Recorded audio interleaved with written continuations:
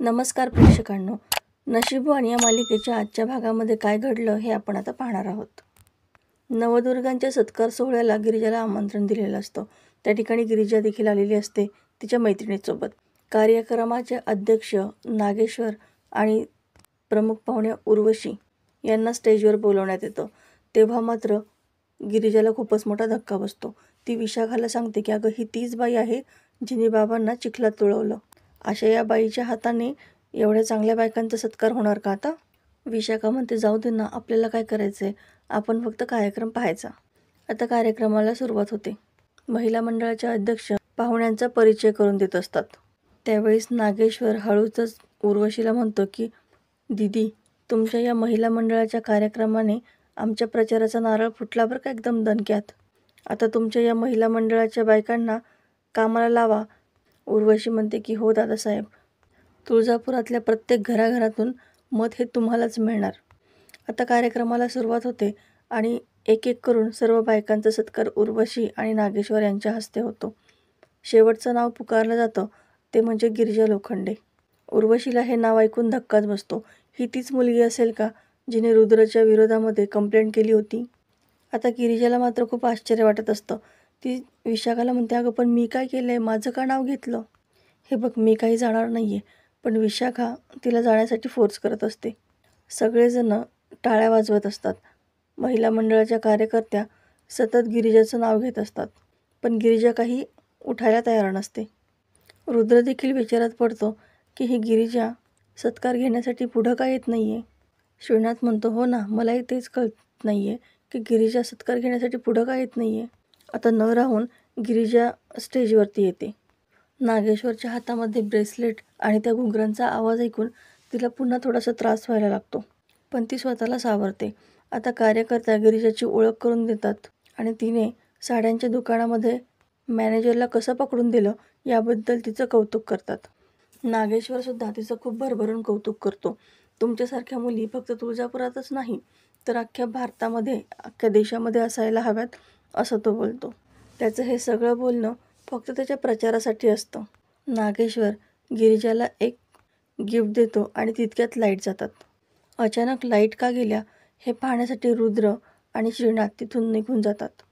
त्या अंधारामध्ये नागेश्वर जेव्हा गिरिजाकडे पाहतो तेव्हा त्याला तिच्या पाठीमागे देवीचं रुद्र रूप दिसतं.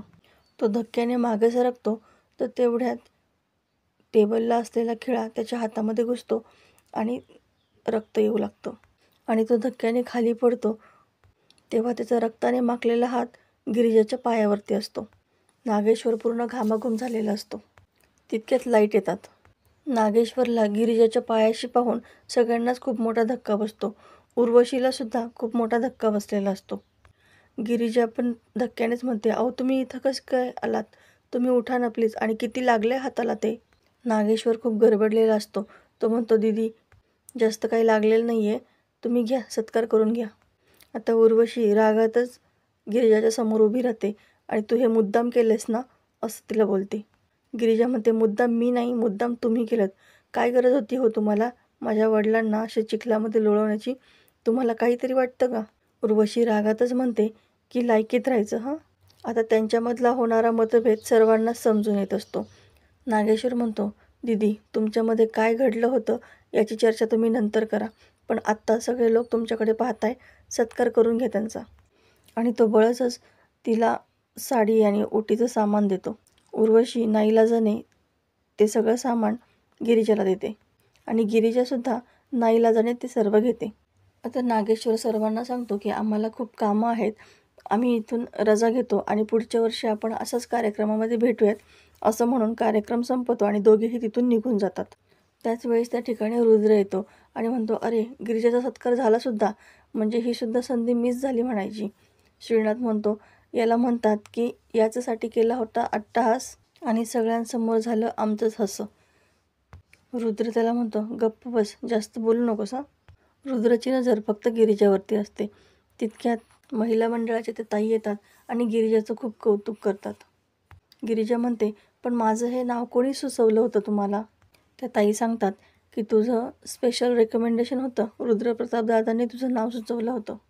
गिरिजाला रुद्रप्रताप हे नाव ऐकल्यानंतर बर्थडे केक मागवणारा व्यक्ती तोच आहे आणि आगीतून मोनूला आणि तिला वाचवणारा व्यक्तीसुद्धा तोच आहे हे समजतं. गिरिजा म्हणते, मला त्यांना भेटता येईल का? तेव्हा ताई म्हणतात, हो, हे काय इथेच तर आहेत ते, असं म्हणून रुद्रकडे हात करतात. पण रुद्र लगेच तिथून पळ काढतो. त्या ताई म्हणतात, अगं इथेच तर होते आत्ता ते. गिरिजा लगेच घाईघाईने त्यांना पाहण्यासाठी म्हणून बाहेर जाते आणि रुद्र पुन्हा फिरून तिच्या पाठीमागून येतो आणि अचानकपणे आपण भेटलोय असं दाखवतो. रुद्र गिरिजाचं खूप कौतुक करतो, तुम्हाला हा सत्कार मिळाला म्हणून. तिचं अभिनंदन करण्यासाठी त्याने तिचा हात हातामध्ये घेतलेला असतो आणि तो तिच्यामध्ये हरवून गेलेला असतो. हे सगळं श्रीनाथ पाहत असतो आणि तो रुद्रला भानावर आणण्याचा प्रयत्न करत असतो. गिरिजा श्रीनाथ समोर म्हणते, प्रभास तुम्हाला माहिती आहे का, माझं नाव रुद्रप्रताप यांनी सुचवलं होतं. तुम्ही भेटलाय का कधी या रुद्रप्रतापला? रुद्र म्हणतो, नाही कधी भेटलो नाही, पण मी ऐकलंय मनाने खूप चांगले आणि खूप मोठे आहेत ते. श्रीनाथ काहीमध्ये बोलणार तर लगेचच रुद्र त्याला खुणावतो. आता इकडे नागेश्वरच्या घरी वासंतीने प्रभासला खोलीच्या बाहेर आणलेलं असतं. वासंती म्हणते की प्रभास दादा, मला माहिती आहे तुम्हाला त्या खोलीच्या तुरुंगामधून बाहेर पडलं की खूप बरं वाटतं, पण मी तरी काय करणार, घरामध्ये कोणी नाही असं होतच नाही ना, मग मी तरी तुम्हाला तिथून बाहेर कशी काढणार, आज चांगला चान्स मिळालाय, असं म्हणून ती त्याला गोळ्या देते आणि पाणी आणण्यासाठी म्हणून टेबलकडे जाते. जेव्हा ती परत येते तेव्हा त्या खुर्चीमध्ये प्रभास नसतो. वासंती खूपच घाबरते. कुठं गेली दादा असं म्हणून ती त्यांना आवाज देऊ लागते. तितक्यात चक्क प्रभास स्वतःच्या पायांवरती उभा राहून अक्का असं तिला हाक मारतो. वासंतीला तर खूप मोठा धक्का बसतो. प्रभास दादा, तुम्हाला असं समोर पाहून खूप आनंद वाटतोय, म्हणजे तुम्ही बरे झालात का, आणि कधी बरे झालात? तेव्हा प्रभास म्हणतो की खूप आधीच मी बरं झालोय. तुम्ही मला सांगितलं होतं ना की त्या उर्वशीने दिलेल्या गोळ्या खाऊ नको, तेव्हापासून मी तिच्या गोळ्या नाही खाल्ल्या, पण तुम्ही दिलेल्या या गोळ्या खाल्ल्या, त्यामुळे मी एकदम बरा झालो बघा.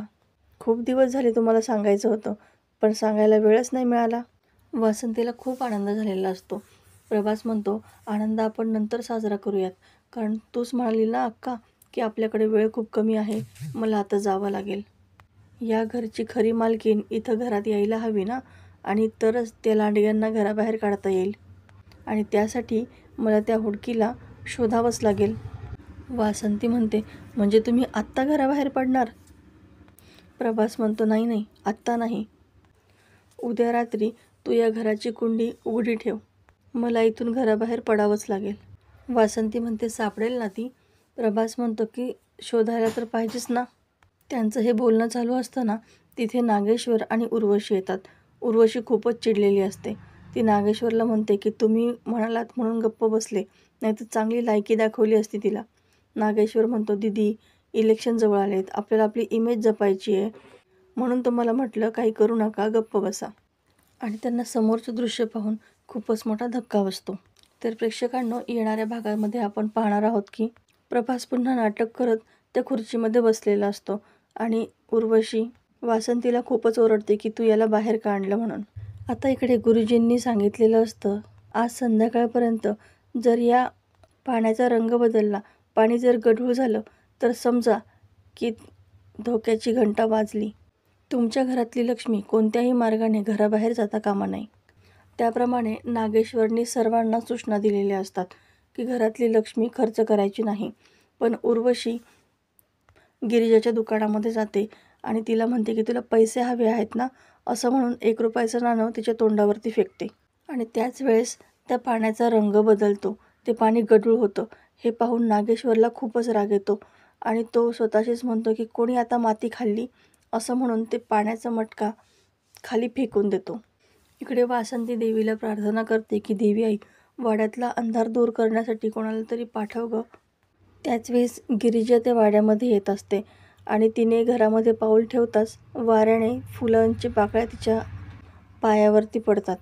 गिरिजा आतमध्ये आल्यानंतर नागेश्वर तिथून निघून जात असतो आणि सवयीप्रमाणे त्याने त्याच्या ब्रेसलेटचा आवाज केलेला असतो. तो आवाज कानी पडताच गिरिजाला त्रास होऊ लागतो आणि तिला थोडीशी चक्कर येते. ती बेशुद्ध होऊन खाली पडणार तितक्यात रुद्र तिचा हात धरतो.